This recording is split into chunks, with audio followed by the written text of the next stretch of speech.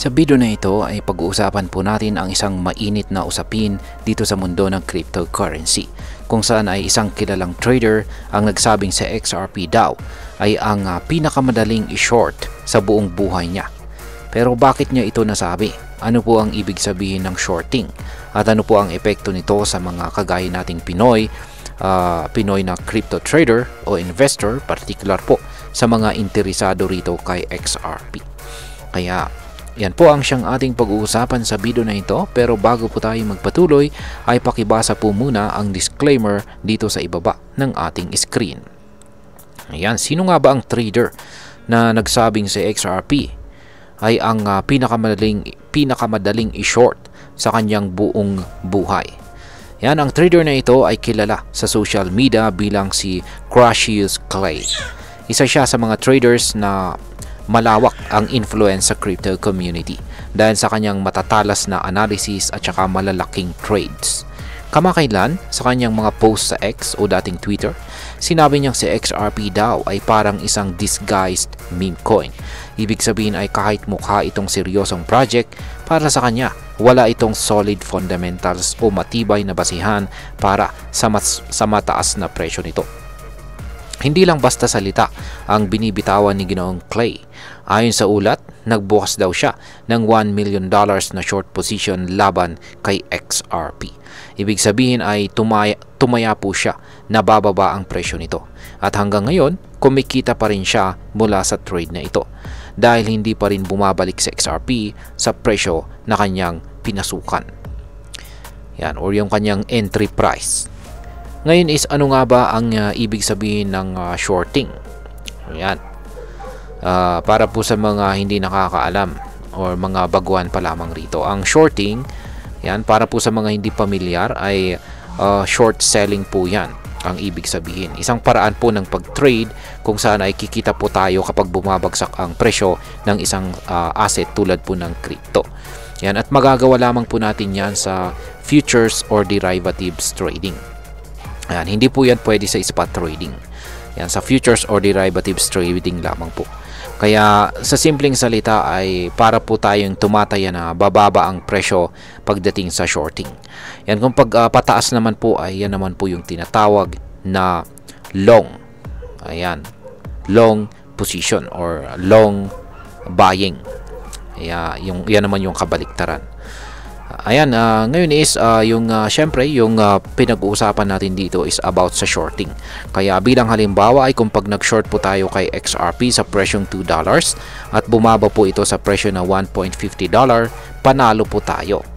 Pero kung tumaas naman po si XRP, yan, sabihin natin ay sa presyong $2 at naging $3 ito, ay malulugi po tayo or natatalo po tayo. Ito ang dahilan kung bakit malaking risk ang shorting. Pero malaking kita rin kung tama ang timing at saka analysis natin. Ngayon is bakit po sinabi ni Ginoong Clay na madaling i-short daw itong si XRP? Ayon sa kanya ay maraming dahilan kung bakit niya nasabi ito. Ayan, unang-una ay hindi raw po sustainable ang pagtaas ng presyo ni XRP noong unang bahagi ng taon. Yan, ibig sabihin ay panandalian lang ito at walang sapat na dahilan kung bakit tumaas. Pangalawa, ay wala pong sapat na on-chain activity. Ibig sabihin ay konti lang ang aktual na transaction sa blockchain ni XRP. Para sa isang malaking project, hindi ito magandang sinyales. Pangatlo, walang sapat raw na revenue o kita mula sa ecosystem nito. Hindi siya tulad ni Ethereum na may maraming mga dApps, NFT markets at saka DeFi protocols. Pang-apat ay malakas po ang selling pressure.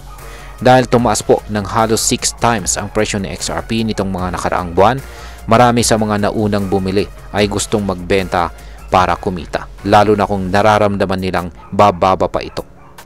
At ang panghuli ay wala pong liquidity. Sabi ni Ginoong Clay, nobody left to buy. Yan, ang ibig sabihin po nito ay kakaunti na lang ang mga gustong bumili ng XRP sa kasalukuyang presyo. Kaya mas mahirap itong itulak pataas. Ngayon is ano po ang tingin ni Ginoong Clay sa kasalukuyang presyo ng XRP ngayon? Ayan. So ngayon si XRP po ay nasa $2 na presyo. Ngunit galing po ito sa multi-year high na $3.5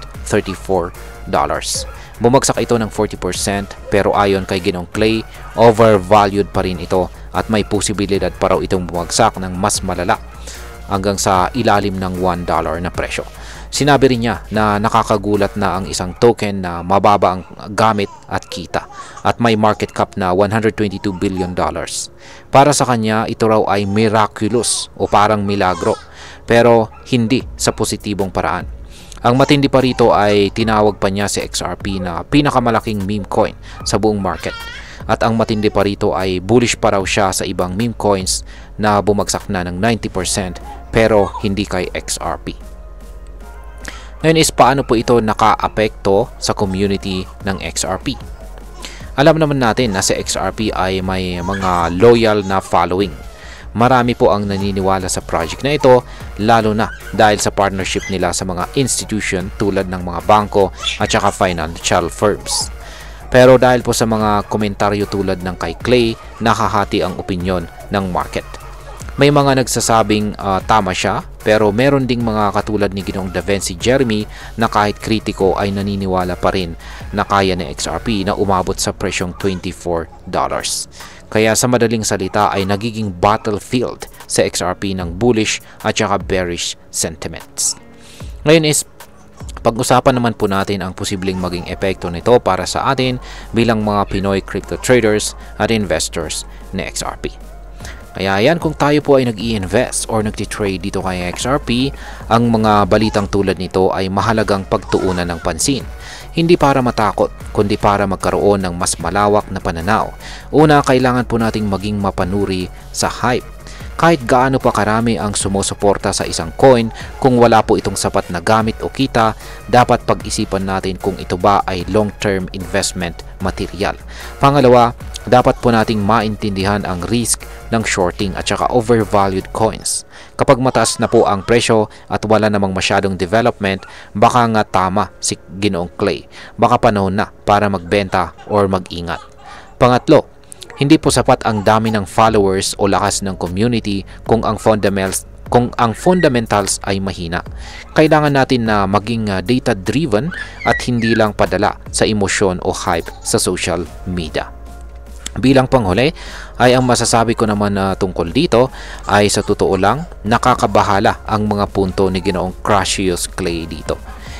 Hindi dahil gusto nating pabagsakin si XRP, kundi dahil mahalaga po ang transparency at realism sa crypto investing.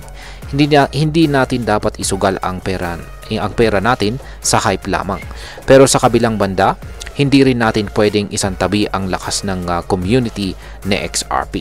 Sa mundo ng crypto, napakalaking bagay ng support system at saka partnerships, lalo na kung may plano silang i-expand ang kanilang ecosystem. Ang mahalaga ay huwag po tayong bulag na sumunod sa kahit anong direksyon. Dapat po tayong mag-research, mag-diversify ng portfolio, at higit po sa lahat ay matutong mag-cut ng losses or mag-take profit sa tamang panahon. At ayan, hanggang dito na lamang po tayo sa video na ito mga ka-crypto. Marami pong salamat sa panonood. Ingat po tayo lagi at God bless po sa ating lahat.